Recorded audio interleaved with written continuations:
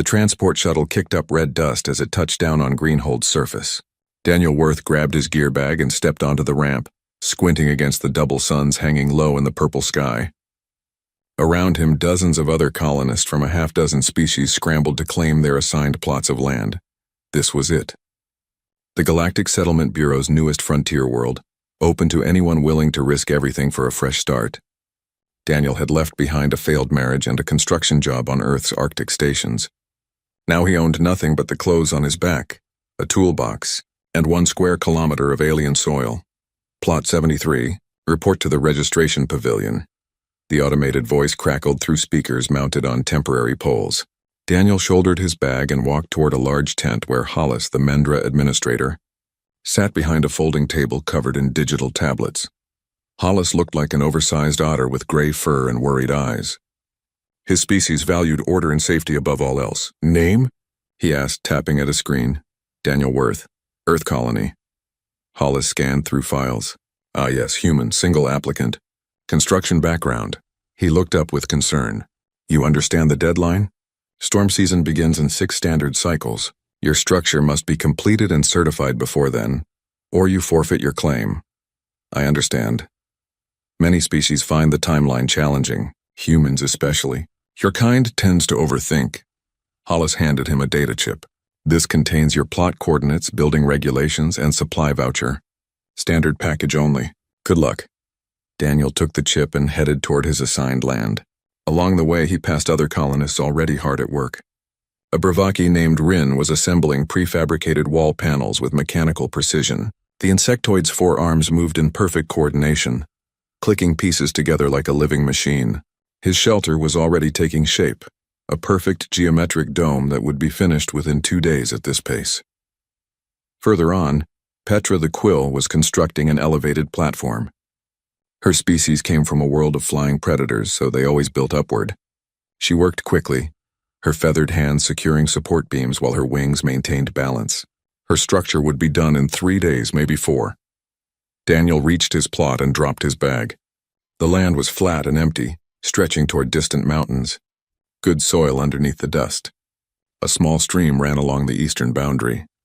He walked the perimeter slowly, noting where water collected, how the wind moved, where the suns cast shadows at different times of day. A young Bravaki child wandered over from a neighboring plot. Are you going to build? Finn asked, his compound eyes reflecting rainbow colors. Eventually, Daniel said. My parent says humans are slow, says you think too much and do too little. Daniel smiled. Maybe, or maybe we think about the right things. Finn didn't understand that, so he scurried back to where Rin was working. Daniel heard them talking and clicking sounds, probably discussing the strange human who wasn't rushing to assemble walls before dark. The first day, Daniel walked every meter of his land. He dug test holes in different spots, checking soil composition and drainage. He collected samples of native stone from the stream bed. He cut down 3 of the thin trees growing wild near the water and stripped them, testing their strength and flexibility. By evening, the other colonists had made visible progress. Rin's dome was half finished. Petra's platform stood 6 meters tall with walls going up. Hollis had completed his own bunker-style shelter near the administration pavilion, all reinforced walls and triple-sealed doors. Daniel had a pile of stones, 3 stripped logs and several holes in the ground. The second day, Daniel gathered more materials. He found clay deposits near the stream and spent hours digging, working the clay with his hands until he understood its properties. He collected more stone, selecting specific sizes and shapes. He cut more timber, measuring carefully, marking pieces with chalk. Rin approached at midday, his dome now complete, except for the door installation. You should begin construction, he said, his voice translated through a universal device. Time is limited. Your approach is inefficient. I'm working on the foundation, Daniel said. I see no foundation. I see only materials scattered about. The foundation isn't just what you build on. It's understanding what you're building for. Rin's antennae twitched in confusion. For survival. For shelter from the storms. What else exists? Daniel didn't answer directly. Your dome is impressive. Very efficient. Efficiency is survival. I will finish today. You have not started. Rin walked away. his disapproval clear in the stiff way he moved. By the end of the second day, most colonists had working shelters. Basic, yes, but functional. They had roofs, walls, sealed doors. Climate control systems hummed. Energy shields flickered on to test their integrity. Daniel had organized his materials into careful piles. Stone sorted by size, timbers cut to specific lengths. Clay prepared and covered containers, and he had started digging, not just test holes now, but a genuine foundation trench that outlined something much larger than the standard single-room shelter everyone else had built. Petra flew down as the sun set. "You worry me, human. 4 days remain. You cannot possibly finish in time." "I'll finish," Daniel said. "How? You have not even begun the walls." "I've begun everything that matters. The rest is just assembly." Petra ruffled her feathers in agitation. "Assembly is the difficult part, not if you prepare correctly." That night, Hollis called an emergency meeting at his completed bunker. All the colonists gathered inside the cramped space, sitting on fold-out chairs or standing against the walls. Daniel arrived last, dust on his clothes and clay under his fingernails. "We must discuss the human situation," Hollis began, his voice tight with worry. "Daniel has made insufficient progress. The storms will kill anyone caught outside without proper shelter." "I respectfully disagree," Daniel said. "I'm on schedule." "You have no walls," Rin stated flatly. "No roof. No environmental systems. I have everything I need. Pride will not protect you from atmospheric electrical discharge or wind speeds exceeding 200 kilometers per hour," Hollis said. "I am prepared to invoke emergency protocols and relocate you to communal shelter. That won't be necessary." "Then show us your plan," Petra demanded. "Prove you understand the danger." Daniel stood up. "Come to my plot tomorrow morning. I'll show you what I've accomplished." The meeting ended with reluctant agreement. Daniel walked back to his land under the stars, which looked strange and wrong compared to Earth's constellations. He lit a small fire in the pit he'd dug earlier, not for warmth but for light and comfort. Then he sat reviewing his plans one final time. Humans didn't build like other species. They never had. Every shelter built by human hands carried thousands of years of cultural memory, of trial and error, of learning that survival meant more than just not dying. It meant living, truly living, in a space that reflected who you were and who you wanted to become. Tomorrow he would show them the difference between what they had built and what he was preparing to create. Tomorrow they would begin to understand why humans called their structures homes instead of shelters, and why that distinction mattered more than efficiency or speed. Tomorrow they would see the foundation he had really been building, the one that existed in planning and preparation rather than in physical walls. And maybe, just maybe, they would understand that some things were worth taking time to do properly. The fire crackled, the wind whispered across the empty plain, and Daniel smiled, because everything was proceeding exactly as it should. Sunlight broke across the horizon in shades of orange and gold. Daniel had already been working for an hour when the other colonists arrived at his plot. They gathered in a loose semicircle, staring at what appeared to be a construction site in its earliest stages. Hollis carried a digital tablet, ready to document whatever Daniel showed them.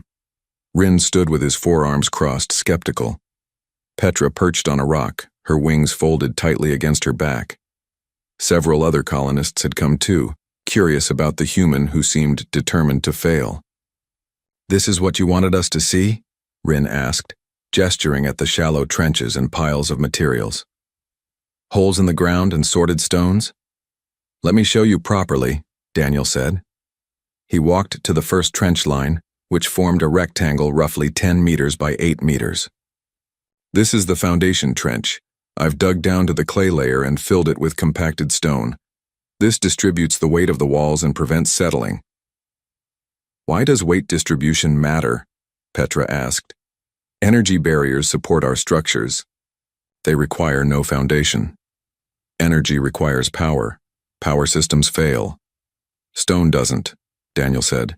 He moved to the next feature. "These stones here, sorted by size. The largest ones form the base of the walls. They're placed directly on the foundation. Each layer gets progressively smaller, creating a stable structure through geometry and mass rather than technology." Hollis tapped notes into his tablet. "Continue." Daniel led them to the timber piles. "These are cut to exact measurements. The roof beams, support posts, and framework. I've already carved the joints, see? He held up 2 pieces of wood that fit together with complex interlocking cuts. No fasteners needed, though I'll use some anyway for redundancy. The wood comes from local trees, so it's already adapted to this climate. This is primitive construction, Rin said. Our ancestors built this way 10,000 years ago. And those buildings still stand on your homeworld, don't they? Daniel asked. While structures built 500 years ago with advanced materials have crumbled? Rin's antennae twitched, but he didn't respond. Daniel walked to the clay containers. This is for chinking between stones and for the interior walls. It's mixed with local plant fibers for strength. Once it dries, it becomes nearly as hard as the stone itself. It also regulates humidity naturally. You are describing a structure that will take weeks to complete, Hollis said, worry creeping into his voice. You have 4 days until storm season. I have everything prepared, Daniel said calmly. The foundation is complete. The stones are sorted and ready. The timber is cut and fitted. The clay is mixed. All that remains is assembly, and that goes much faster than you think. Impossible, Petra said. My species has 3 times your physical speed, and it took me 4 days to build my platform. You built while you planned. I planned, then I'll build. Finn had been circling the site, peering into trenches and examining stone piles. What is this for? The young Bravaki asked, pointing to a circular pit lined with stones. That's a fire pit, Daniel said. For cooking? For cooking, for warmth, for light, for gathering around.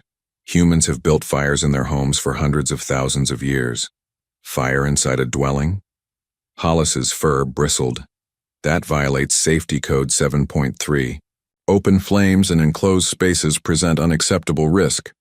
Not if you build a proper chimney and ventilation system, Daniel said. He pointed to a stack of shaped stones nearby. These form the fireplace and chimney. The smoke vents through the roof, but the heat radiates into the living space. Living space, Rin repeated. You keep using that term. We build survival spaces, shelter from environmental hazards. I know, Daniel said. That's the difference. They didn't understand. He could see it in their faces. They saw what he was. Building is unnecessarily complex, dangerously old-fashioned, and impossibly time-consuming. They saw inefficiency, where he saw permanence. They saw wasted effort, where he saw investment in quality of life. I will note in my report that you have shown adequate preparation, Hollis said finally. However, I remain concerned about the completion timeline. I urge you to reconsider communal emergency shelter. Noted, Daniel said. But I'll finish my home on time. Shelter, Rin corrected. You mean shelter? No, Daniel said. I mean home. The colonists dispersed back to their own plots, shaking their heads and clicking their concern. Only Finn lingered, walking the foundation line with careful steps. Why is your shelter so big? The child asked. The regulations say minimum size is 4 meters by 4 meters. Yours is much larger. Because I'm not building for minimum requirements. I'm building for living. But you are only one person. Why do you need so much space? Daniel knelt down to Finn's level. Right now, yes, I'm one person. But maybe someday I won't be. Maybe I'll have a family. Maybe I'll have friends who visit. Maybe someone will need a place to stay during hard times. A home should be ready for whatever life brings. Finn's eyes reflected confusion. Other species build for themselves. They expand later if needed. Your way seems inefficient. Maybe, but it also means the foundation. The walls, the roof, they're all built once, built right, built to last. I won't need to tear down and rebuild when circumstances change. The home adapts because it was designed to adapt from the beginning. The young Bravaki thought about this. My parent says humans complicate simple things. Your parent is probably right, Daniel admitted. We do complicate things, but sometimes complicated means thoughtful. Sometimes it means we're not just solving today's problem, but tomorrow's problems too. Finn scurried away, leaving Daniel alone with his piles of materials and his careful plans. He spent the rest of the day working steadily. The foundation trenches were already complete, so he began laying the first courses of stone. Each rock was placed deliberately, selecting for fit and stability, The largest stones formed corners and key stress points. Smaller stones filled gaps. Clay mortar bound everything together. By evening, the walls were knee-high around the entire perimeter. Not impressive to look at, perhaps, but absolutely solid. Daniel had also begun work on the fireplace, building it as part of the north wall. The firebox took shape, lined with flat stones that would withstand heat. The chimney base rose above it. Petra flew over as the suns dipped toward the horizon. "You made progress today," she admitted. "Some," Daniel said, wiping clay from his hands. "But not enough. The walls must be 2 meters high, minimum. You have maybe 30 centimeters. I'll make up time." Petra tilted her head, studying him with bird-like intensity. "You truly believe you will finish?" "I know I will." "How can you be certain?" Daniel gestured at his work. "Because every piece is ready. The stones are sorted by the size I need for each course. The timber is pre-cut and fitted. The clay is mixed. I'm not figuring things out as I go. I'm executing a plan that's been thought through completely. But if you encounter problems, I've built in solutions, extra materials, alternative approaches, redundancy. That's part of the planning too." Petra ruffled her feathers. "My species values speed and adaptation. We build quickly, then modify as needed. Your approach feels rigid." "It's not rigid. It's thorough. There's a difference." She didn't look convinced, but she flew away without arguing further. Daniel watched her silhouette against the darkening sky, heading back to her elevated platform. He wondered what it felt like to live up there, exposed to the wind, nothing but thin walls between her and the elements. Safe, certainly. Functional, absolutely. But comfortable? Did she rest easy at night, or did she simply endure until morning? He turned back to his own construction. The stone walls already felt different from the prefabricated panels and energy shields the others had erected. They had weight and presence. They would still be here a century from now, 2 centuries longer. They would weather storms and seasons and the daily wear of living. They would age, yes, but they would age gracefully, the stone becoming more beautiful as moss grew in cracks and the clay mortar developed a patina. This was the part other species didn't understand about human construction. They built for function and efficiency, which made perfect sense for their values and their needs. But humans built for something more. They built spaces that reflected their inner lives, their hopes, their connections to past and future. They built homes because they needed more than shelter to thrive. They needed beauty and permanence and the quiet satisfaction of being surrounded by something they had made with their own hands. Daniel lit his fire pit as full darkness fell. The flames cast dancing shadows across his partially completed walls. 3 days remained until storm season. His structure was perhaps 10% complete by visual estimation. But he wasn't worried. Tomorrow would be a long day. Tomorrow he would push his endurance to its limits. Tomorrow the aliens would see what human determination looked like when it was properly prepared and fully committed. But tonight, he sat by his fire and imagined the home as it would be when finished. He pictured firelight on interior walls. He imagined the sound of rain on the roof while he sat dry and warm inside. He thought about the door he would build, solid and welcoming, the kind of door that said home to anyone who saw it. Planning was 90% of construction. The other species had skipped that step, rushing to get walls up and roofs overhead. They had succeeded at building shelter quickly, but Daniel was building something different, something slower, something that required patience and vision and a willingness to trust the process even when others doubted. He was building a home, and homes, real homes, were always worth the extra effort. 3 days before storm season, dark clouds appeared on the horizon. Not the storms themselves, but their advance warning. The atmospheric pressure dropped. The wind picked up, carrying the sharp scent of ozone and something else, something electric and dangerous. Hollis called an emergency community meeting at the central pavilion. Every colonist attended, cramming into the space designed for administrative functions rather than gatherings. Daniel stood near the back, his clothes covered in stone dust and clay. "Storm season approaches faster than predicted," Hollis announced, his fur standing on end with anxiety. Meteorology indicates first major storm in 60 hours, possibly less. All colonists must secure their structures immediately. Any incomplete dwellings must be abandoned. Affected residents will relocate to communal emergency shelter. Several voices spoke at once, translators creating a babble of sound. Hollis raised his paws for quiet. The regulations are clear. Structures must be complete and certified before storm exposure. This is for your safety. His eyes found Daniel in the crowd. Daniel Worth, human colonist, your structure remains significantly incomplete. I must insist you accept emergency housing. My structure will be complete, Daniel said. Impossible. You have foundation and partial walls only. Even with continuous work, you cannot finish in time. I can and I will. Rin pushed forward through the crowd. This is not pride speaking, it is delusion. I have monitored your progress. You work at approximately 1/3 the speed of most species. The mathematics are clear. Completion requires 80 hours of labor. You have 60 hours until storm arrival. I work differently than you measure, Daniel said. Physics does not change based on species, Rin replied. Stone has mass. Clay requires drying time. Timber must be secured. These are constants. Petra spoke from her perch near the ceiling. We are trying to help you, human. There is no shame in accepting the reality of time constraints. Daniel looked around at the worried faces, the concerned expressions across multiple species. They genuinely believed he would fail. They had watched him work for days and seen only slow progress. They had no framework for understanding what he was actually doing. Let me show you something, Daniel said. Come to my plot. Look at what I've really accomplished. We have seen your foundation, Hollis said. It is impressive but incomplete. You've seen stones and timber. You haven't seen the plan.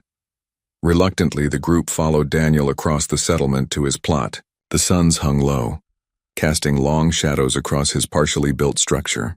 The walls stood roughly chest-high now, the fireplace and chimney rising slightly taller. Timber beams lay arranged in careful sequence nearby. Piles of material surrounded the construction site. Daniel walked them through every element systematically. He showed them how the foundation stones were already positioned for maximum stability.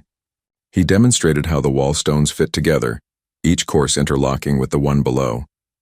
He explained the clay mortar's properties, how it would strengthen as it dried rather than weakening. Then he showed them the timber system. Every beam was pre-cut and marked. Every joint was already carved. He picked up 2 pieces and fit them together with a satisfying click of wood on wood. This is the roof framework, he said. It assembles like a puzzle. Fast once you start. He showed them the window frames already constructed, waiting to be installed. He showed them the door, carved and fitted with hinges made from scavenged metal. He showed them bundles of roofing material processed and ready to lay. Everything is prepared, Daniel said. Assembly is just a matter of putting pieces in place. Even so, Hollis protested. The time required. I need 1 night, Daniel said. 1 full night of work uninterrupted and I'll finish. The colonists looked at each other in disbelief. Rin's antennae twitched rapidly, a sign of extreme skepticism. Humans cannot work through a full night cycle. Your biology requires sleep. We can push further than you think when necessary. This is madness, Petra said. You will exhaust yourself and still fail to complete the work. Then you will be too tired to reach safety when the storm hits. Or I'll finish my home and be safely inside when the first rain falls. Finn tugged at his parent's arm. Parent, why can the human not try? Because failure means death, Rin said sharply. This is not a game. I understand the stakes, Daniel said quietly. I've understood them since I arrived. Everything I've done has been in service of this moment. Trust me or don't, but I'm not leaving my land. Hollis made a frustrated sound. I cannot force you to accept safety, but I must formally document your refusal of emergency protocols. If you fail to complete your structure and become injured or killed, the Galactic Settlement Bureau cannot be held responsible. Understood and accepted. Then this meeting is concluded.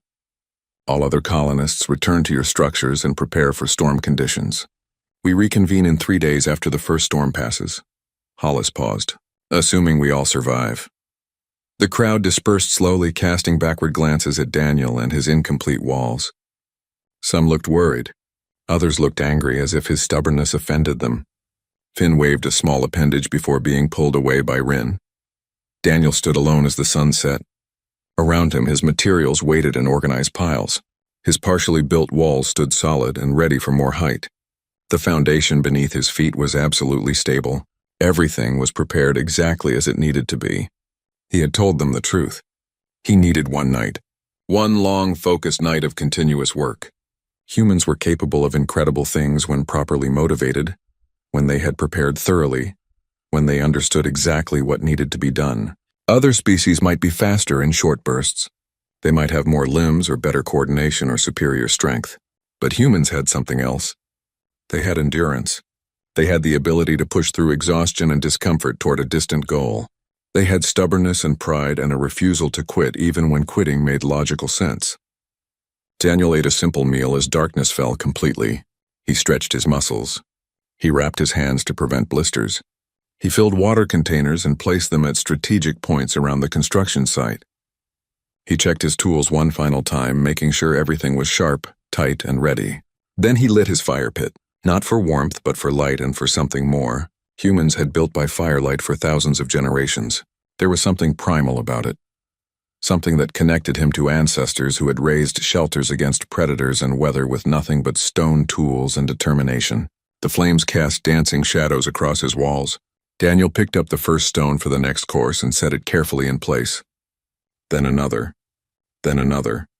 He fell into a rhythm, his movement steady and sure. Each stone clicked into place with satisfying solidity.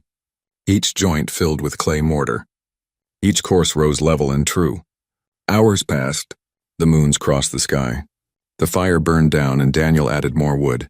His hands moved automatically now, placing stones without conscious thought. His body had memorized the pattern. Lift position, check, secure. Lift position, check, secure. The walls rose. Chest high became shoulder high. Shoulder high became above his head. He worked from inside now, standing on temporary scaffolding he had prepared earlier. The walls surrounded him like a protective embrace. He could feel the structure taking shape, transforming from components into a coherent whole. At midnight, he began the final courses of stone. These were smaller, creating the level surface where the roof beams would rest. He worked with extra care here, ensuring perfect alignment. Any error now would compound through the roof structure. At 2 a.m, the walls were complete. Daniel stood back and examined them by firelight. Solid, straight, strong, they would stand for generations. He allowed himself a moment of satisfaction before moving to the next phase. The roof framework went together exactly as planned. Beam connected to beam, joint fitting into joint. The pre-cutting paid off now. What might have taken days of measuring and sawing instead took hours of assembly. Daniel worked steadily, lifting beams into place, securing connections, building the skeleton that would support the roof itself. At 4 a.m, the frame was complete. Daniel paused to drink water and catch his breath. His arms ached. His back protested. Blisters were forming despite the hand wraps. But he was on schedule. More than on schedule, actually. The preparation, the careful planning, the pre-cutting and pre-fitting, all of it was proving its worth. The sky began to lighten in the east. Daniel started laying roofing material, working from bottom to top, each piece overlapping the one below. Water would run down and off, never pooling, never finding a way inside. Traditional techniques refined over centuries, now applied to alien materials on a frontier world. At 6 a.m, windows went into their prepared openings. At 7, the door hung on its hinges, swinging smoothly. At 8, as the suns broke over the horizon, Daniel installed the final piece of roofing material. He climbed down from the roof and walked around his completed home. The walls stood strong and true. The roof was secure.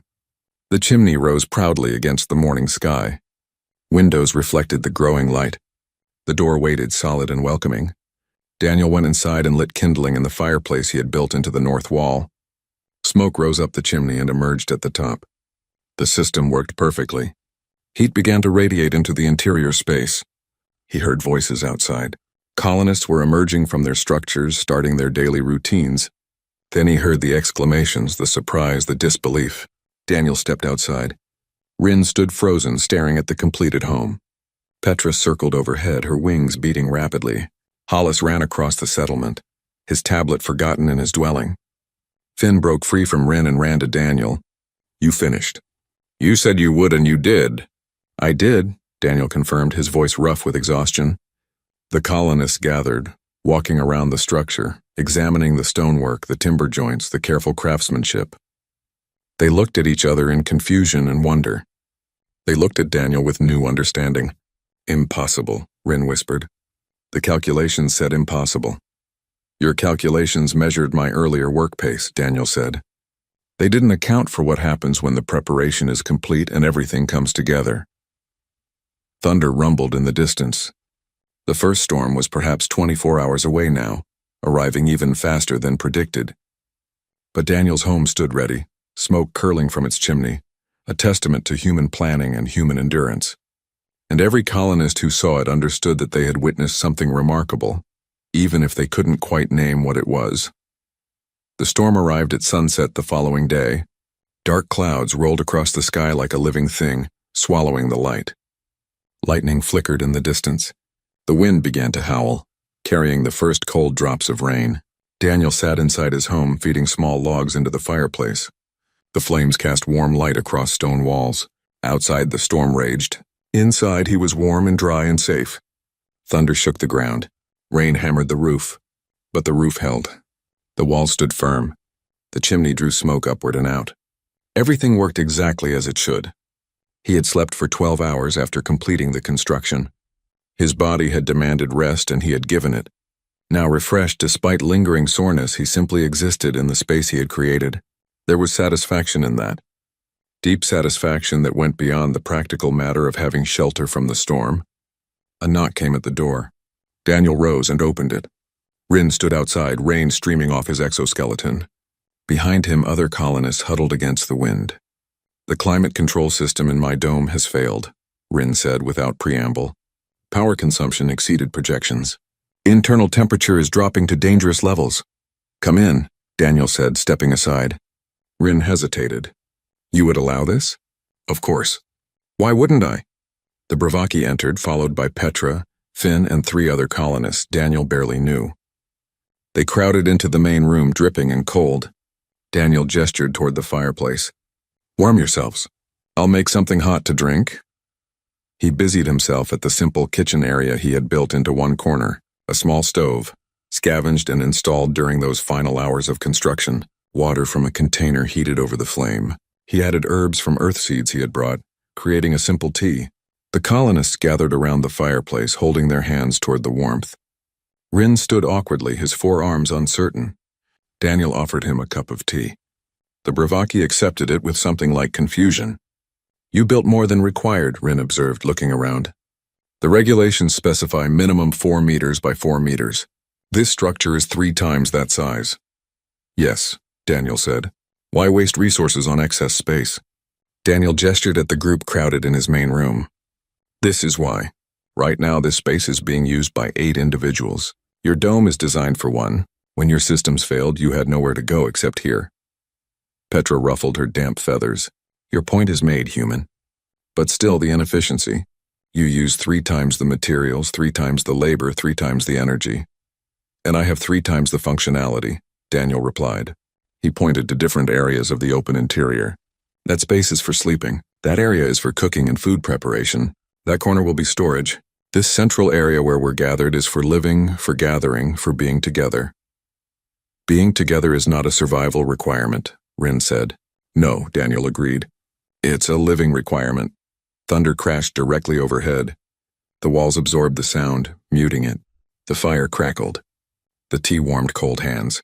Outside, the storm howled. Inside, relative quiet and comfort prevailed. Finn walked around the room, examining everything with a child's curiosity. "There are shelves here with nothing on them," the young Bravaki observed. "Why build empty shelves?" "They won't always be empty," Daniel said. "Eventually I'll have things to put on them. Books, perhaps. Objects that have meaning. Pictures of places I've been or people I've known." "Decoration serves no function," Rin stated.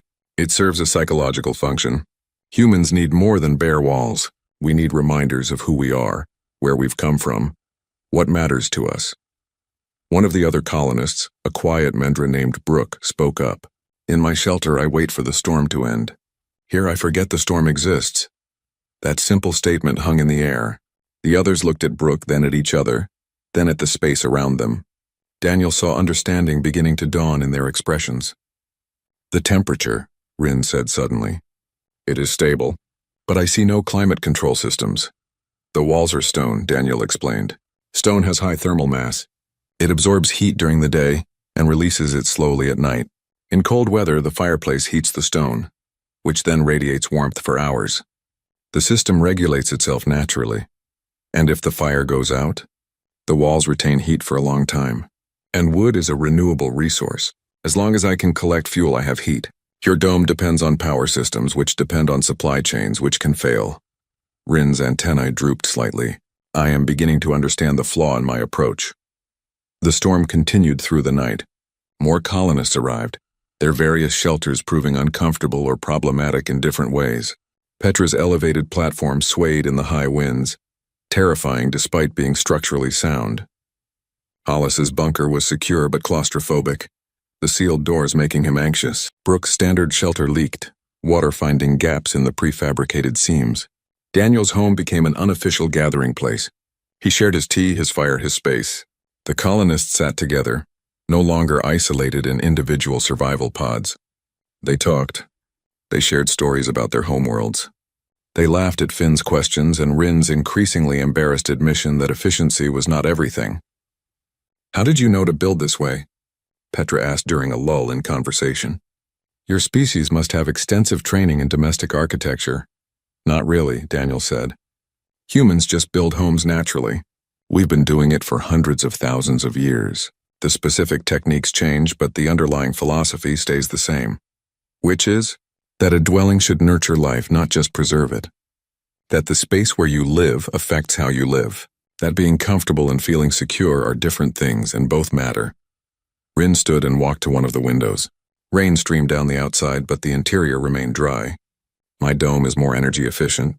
It uses less physical space. It costs less to construct. By every objective measure, it is superior to this structure.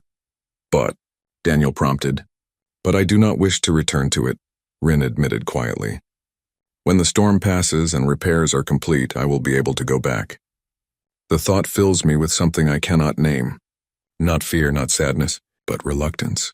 My dome protects me from the environment. This place protects something else, something I did not know required protection. Who you are, Daniel said. A shelter protects your body. A home protects your spirit.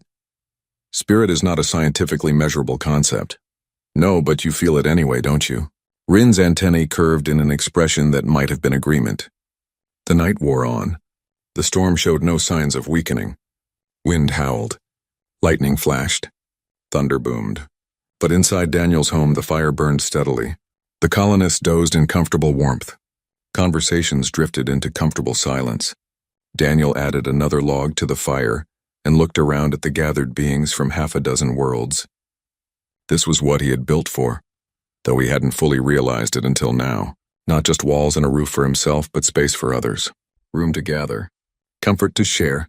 Humans had always understood that survival was only the beginning. You could survive in a cave, in a tent, in a sealed box floating in space. But to truly live required something more. Required beauty and comfort, and the subtle psychological benefits of being in a space designed for living rather than just not dying. I am going to rebuild my dome, Rin announced suddenly. Everyone looked at him. The structure is sound, but the design is inadequate. I will incorporate principles I have observed here. Not a copy, but an adaptation for my species' needs. I will redesign my platform as well, Petra said. Height is necessary for my psychology, but perhaps I need not sacrifice all comfort for elevation. Brooke nodded. The standard shelter provided by the Settlement Bureau meets minimum requirements. But minimum is not optimal. I see this now. Hollis had been quiet for most of the evening. Now he spoke, his voice thoughtful. The regulations will need updating. The current standards emphasize safety and efficiency. These are important, but perhaps not sufficient. We should encourage colonists to build homes, not just shelters. That would require redefining success criteria, Rin said. Yes, Hollis agreed. It would. Dawn came eventually, gray and wet, but brighter than the night had been. The worst of the storm had passed, though rain continued. The colonists prepared to return to their own dwellings to assess damage and begin repairs. Finn was the last to leave. The young Brevaki stood at the door, looking back into the main room. "Thank you for teaching us," he said to Daniel.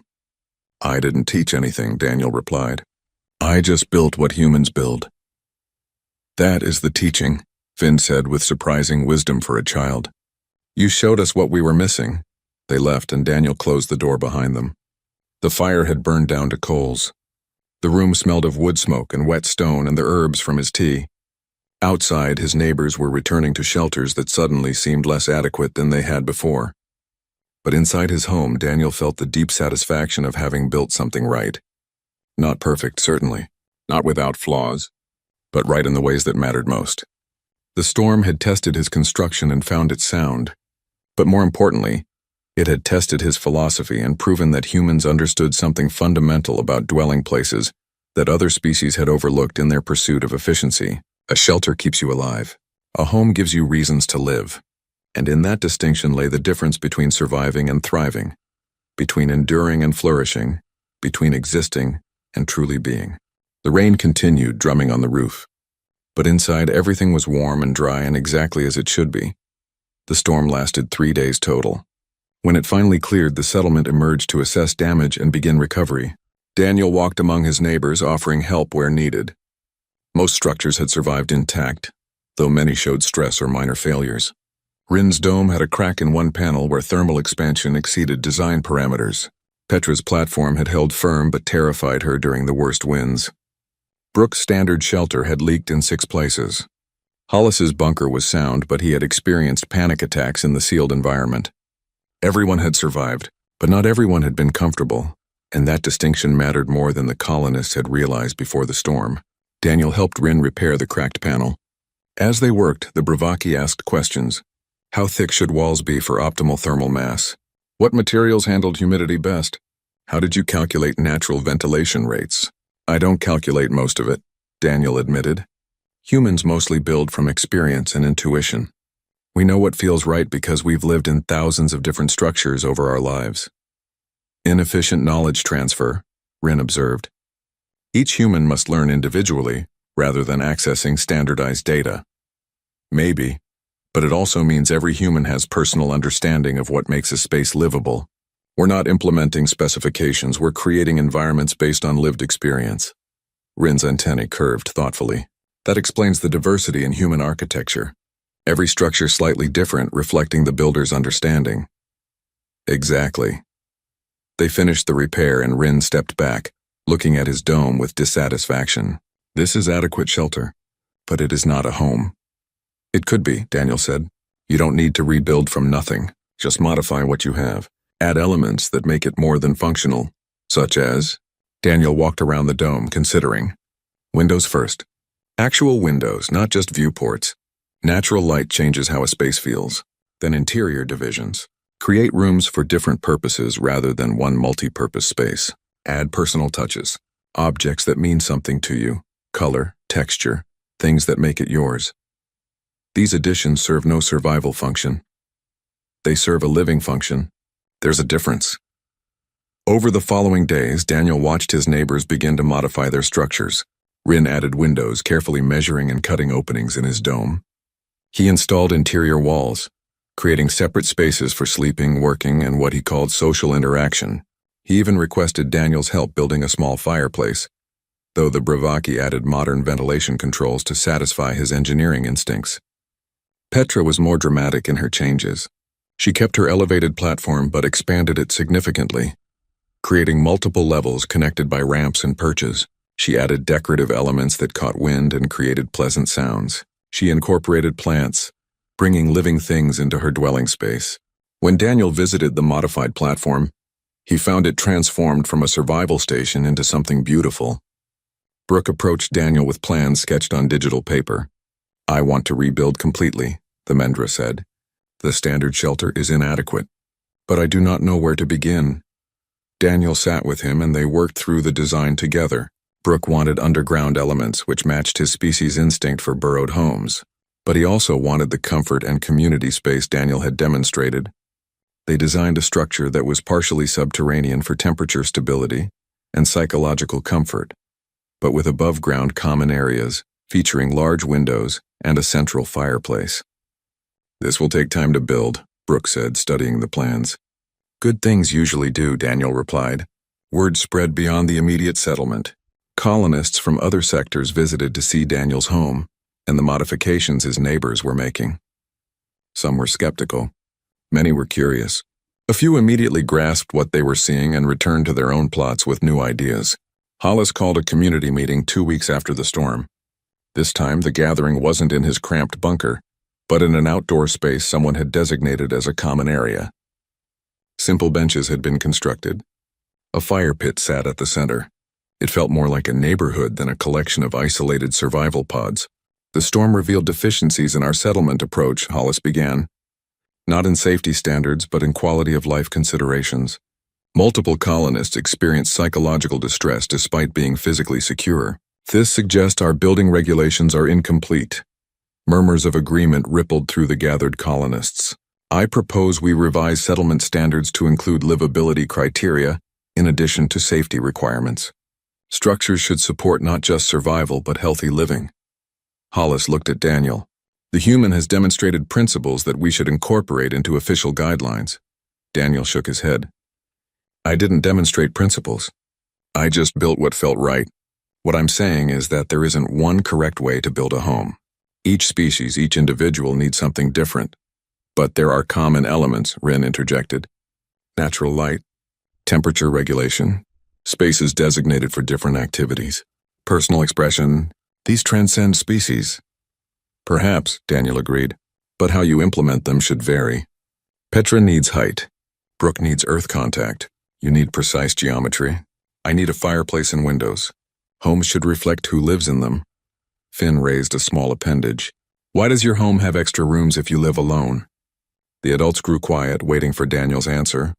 Because a home isn't just for right now, Daniel said. It's for the future, too. Maybe I'll have family someday. Maybe I'll have long-term guests.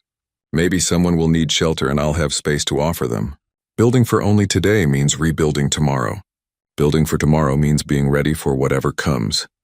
This is long-term thinking, Hollis observed. Most species build for immediate need, then expand as necessary. Humans learned that rebuilding is harder than building right the first time. The foundation, the walls, the roof, these are difficult to change later. Better to make them generous from the start. Petra spoke from her perch. In my original platform, I was alone. In my modified platform, I have space for flockmates should they arrive. This changes my relationship to the structure. It is not just my survival pod. It is potential community. That's it exactly, Daniel said. A shelter is about you. A home is about us, even if us is just potential right now. The meeting continued, with colonists sharing their modification plans and discussing new building approaches. Hollis took notes, already drafting revised regulations that would encourage rather than just permit quality of life improvements.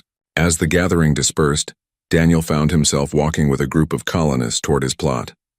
They wanted to see details of his construction, to understand how stone walls were laid or how windows were framed. He showed them willingly, answering questions and offering suggestions. A new arrival, fresh off that day's transport shuttle, stood at the edge of Daniel's property looking confused. I was told colonists here build shelters in 4 days, she said. She was Ven, a reptilian species known for quick adaptation, but this structure would take weeks. It took longer than 4 days, Daniel confirmed, but it will last longer than 4 decades. The regulations specify minimum completion timeline. The regulations specify minimum safety compliance before storm exposure. How you achieve that compliance is up to you. Daniel gestured at his home. I achieved it by planning thoroughly and executing efficiently. Others achieve it through different methods. The goal is the same, be safe when the storm comes. But this is more than safe, Ben observed. This is comfortable. Beautiful even. Yes, Daniel agreed. It is. Why spend extra effort on beauty? Beauty does not increase survival odds. No, but it increases living quality, and living quality is what makes survival worthwhile. Ven walked around the structure, running scaled hands over stone walls. On my homeworld, we build for function only. Shelter from sun and predators, nothing more. And are you happy in those shelters? Ven paused, considering. I never thought to ask that question. Happiness seemed irrelevant to shelter. That's the human perspective in a nutshell, Daniel said. Happiness is always relevant. Every aspect of life, including and especially where you live. Over the following weeks, the settlement transformed. Not every colonist rebuilt completely, but everyone made modifications. Windows appeared where there had been blank walls. Fire pits materialized in common areas. Colors splashed across previously uniform surfaces. Gardens sprouted near dwelling entrances. The changes were small individually, but collectively they represented a fundamental shift in philosophy. The colonists were no longer just surviving on Greenhold. They were beginning to live there. Finn became Daniel's frequent companion, following him around and asking endless questions. When humans first built homes on Earth, did they look like this? Some did, Daniel said. Humans have built in thousands of different styles. Caves, tents, wooden houses, stone houses, ice houses, houses on water, houses underground. The materials and methods change, but the goal stays the same. What goal? Creating a space that nurtures human life. Not just protects it, but nurtures it. Somewhere you can rest and dream and be yourself without fear or discomfort. Other species protect life efficiently. Humans nurture it beautifully. Daniel smiled. That's a good way to put it. The young Bravaki looked at Daniel's home, then at the modified structures around the settlement, then back at Daniel. You changed everything by building one house. I just built what I needed, Daniel said. Everyone else saw it and realized they needed something similar. Not the same thing, but the same idea behind the thing. The idea that home is more than shelter. Exactly. As the sun set on another day, Daniel sat by his fire pit outside. Around the settlement, lights came on in windows. Smoke rose from multiple chimneys now, not just his. Voices carried on the evening air. Colonists gathering in common spaces rather than isolating in individual pods. A community was forming. Not just a collection of survivors, but an actual neighborhood where people knew each other, helped each other, and gathered together by choice rather than necessity. And it had all started because one human refused to build just a shelter. He had built a home instead, and in doing so, taught an entire settlement the difference between the two. 6 months after the first storm, a transport ship arrived carrying officials from the Galactic Settlement Bureau. They had come to evaluate Greenhold's development and determine if the colony would receive continued support and additional resources. The lead inspector was an official named Torvin, a methodical species known for strict adherence to regulations. He carried multiple scanning devices and a thick digital file of compliance requirements. His team spread out across the settlement, measuring, testing, and documenting everything. Daniel was working on an expansion to his home when Torvin approached. The human had added a covered porch area where neighbors could gather in shade during the hot season. The inspector examined the construction with obvious confusion. This addition is not documented in your original building permit, Torvin stated. No, it's not, Daniel agreed, setting down his tools. I built it last month. All structural modifications require approval and inspection before construction begins. I'm aware of the regulations. I figured I'd get it inspected now that it's complete. Torvin's translator device made a sound that might have indicated irritation. That is not proper procedure. Structures must be approved before building to ensure compliance. It complies. Feel free to check. The inspector spent 20 minutes examining the porch, scanning joints, testing stability, measuring everything. Finally, he looked up with obvious frustration. The construction exceeds minimum standards in every category. But that is not the point. The point is procedure. I followed the important procedure, Daniel said. I built something safe and functional. The paperwork just didn't happen to come first. Before Torvin could respond, Hollis approached with his own tablet. Inspector Torvin, I need to discuss the settlement's compliance status. Yes, Administrator Hollis. I have noted numerous irregularities. Many structures have been modified from their approved plans. There is an unauthorized common gathering area. Multiple colonists have implemented heating systems that are not standard issue. All modifications have been logged and certified after completion, Hollis said. Every structure meets or exceeds safety requirements. But the procedure was designed for standard settlement development, Hollis interrupted. Greenhold has developed in a non-standard way. We have prioritized livability alongside safety. The results speak for themselves. Torvin consulted his files. Standard settlement psychological metrics indicate acceptable stress levels in 70% of colonists during the first year. Your settlement shows acceptable stress levels in 97% of colonists. This is a statistical anomaly. It's not an anomaly, Hollis said. It's the result of better housing design. Housing design is not a factor in the standard metrics. Then perhaps the standard metrics are incomplete. Torvin followed Hollis on a tour of the settlement. They visited Rin's modified dome, now featuring windows, interior rooms, and a small fireplace that the Bravaki proudly demonstrated. They climbed to Petra's expanded platform, where multiple families now lived in comfortable proximity. They descended into Brooke's partially underground home, where Earth contact provided psychological comfort, while above-ground gathering spaces prevented isolation. At each stop, colonists spoke about their quality of life. They talked about feeling at home rather than just sheltered. They described reduced anxiety, better sleep, improved social connections. They showed family spaces and personal touches and modifications that reflected individual needs and preferences. Torvin documented everything with growing confusion. This settlement has deviated significantly from standard development patterns. Yet outcomes exceed projections in nearly every measurable category. Explain this. The human explained it 6 months ago, Hollis said. We were building shelters. He taught us to build homes. That single change improved everything else. They returned to Daniel's property, where a group of colonists had gathered on the new porch. This had become common, neighbors stopping by to share news or simply enjoy each other's company. Finn was there with Rin, Petra perched on a railing. Brooke sat on a bench Daniel had carved from local wood. You are Daniel Worth, Torvin stated. Human colonist. Plot 73. Your structure is noted as the origin point of settlement development pattern deviation. I just built my house, Daniel said. You built significantly more than minimum requirement. This influenced other colonists to do likewise. The effect has spread across the entire settlement. People saw a better way and adopted it. That's not deviation, that's improvement. Torvin consulted his devices. Define the difference between your construction approach and standard shelter construction. Daniel thought for a moment. Standard shelters protect you from the environment. They're designed to keep you alive. Homes do that too, but they also protect who you are. They're designed to help you live well, not just survive. Survival is the primary concern of frontier settlements. Survival is the foundation, Daniel agreed. But it's not the goal. The goal is to build a life worth living.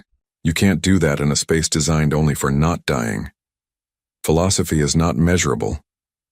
Results are measurable, Hollis interjected. Greenhold colonists report higher satisfaction, lower stress, better social cohesion, and increased productivity compared to other frontier settlements. These are documented facts. Torvin was silent for a long time, processing.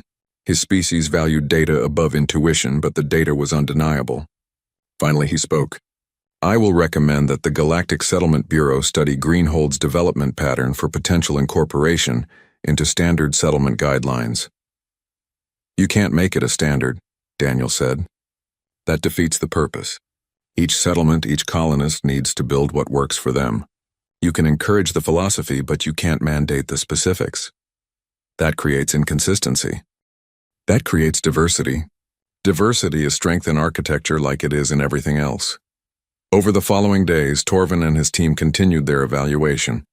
They interviewed colonists, examined structures, and compiled massive amounts of data. What they found consistently supported Hollis's claims. Greenhold was thriving in ways other frontier settlements were not. The turning point came when Torvin observed a community gathering one evening. The colonists had created a central area with fire pits, seating, and open space. Multiple species gathered there after work, sharing food and stories. Children from different worlds played together. Adults formed friendships across species barriers that typically remained rigid on other settlements. This is unusual, Torvin observed to Daniel, who was tending one of the fire pits. What is? Interspecies social integration. Most frontier settlements maintain species separation. Shared resources, yes, but minimal social interaction. Here, colonists actively seek each other's company. Because we have spaces designed for gathering, Daniel said. Most shelters are built for individuals or single-family units. They don't encourage visitors or community. Homes do, especially homes with common areas and welcoming designs. Architecture influences social behavior. Of course it does. Humans have known that for thousands of years. You build isolated pods, you get isolation. You build connected spaces, you get connection. Torvin watched Finn playing with children from 3 other species, all of them laughing in their various ways. This is the Greenhold model. Not just housing design, but community design. I didn't design a community, Daniel said. I just built my house in a way that allowed community to happen naturally. Everyone else did the same. The community designed itself. You were the catalyst. Maybe. Or maybe people were ready for something better and just needed an example to follow. The inspection team departed 2 weeks later. Torvin's final report was extensive, but the conclusion was simple.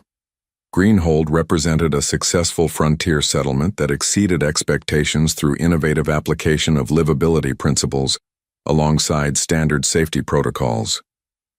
The report recommended that other settlements study Greenhold's approach, particularly the emphasis on homes rather than shelters. It could not mandate specific designs, as Daniel had warned, but it could encourage the philosophy behind them. 3 months after the inspection, new colonists began arriving on Greenhold, but these were different from the first wave. These colonists came specifically because they had heard about the settlement's unique approach to housing. They wanted to build homes, not just shelters. They wanted to join a community, not just survive in isolation. Daniel helped many of them, offering advice and assistance, but he was careful not to design their homes for them. Each colonist needed to discover what home meant to them personally. His role was to encourage that discovery, not to dictate its outcome. A year after Daniel had completed his original home, the settlement had grown to 3 times its initial size. New sectors were being developed, but unlike typical frontier settlements, these new areas incorporated community spaces from the beginning. Central gathering areas, connected walkways, shared gardens. The infrastructure itself encouraged social connection. Rin had become an unlikely advocate for aesthetic considerations in engineering. He taught classes on incorporating beauty into functional design, drawing on principles he had learned from Daniel and developed further through his own research. Petra created art that adorned multiple buildings, her species' natural understanding of 3-dimensional space, translating into sculptures and installations that enhanced the settlement's visual environment. Brooke had become a specialist in hybrid construction, helping colonists design structures that honored their species' instincts while incorporating comfort and community elements. Hollis had completely revised settlement regulations, creating flexible guidelines that encouraged quality of life while maintaining safety standards. Other settlements across the frontier were adopting similar approaches. And Finn, who had watched a human build a home when everyone else built shelters, grew up understanding that survival was just the beginning. The young Bravaki was already designing structures that pushed the boundaries of what was possible, blending efficiency with beauty, function with comfort. One evening, Daniel sat on his porch with Rin. They watched the sun set over a settlement that had transformed from a collection of survival pods into a genuine neighborhood. Lights glowed in windows. Smoke rose from chimneys. Voices carried on the wind. "You changed everything," Rin said quietly. "One human, one house, and an entire settlement's trajectory shifted." "I just built what I needed," Daniel replied. "What happened after that was everyone else's choice. But you showed us the choice existed. Before you, we knew only one way to build. Efficiently, quickly. For survival, you demonstrated another way.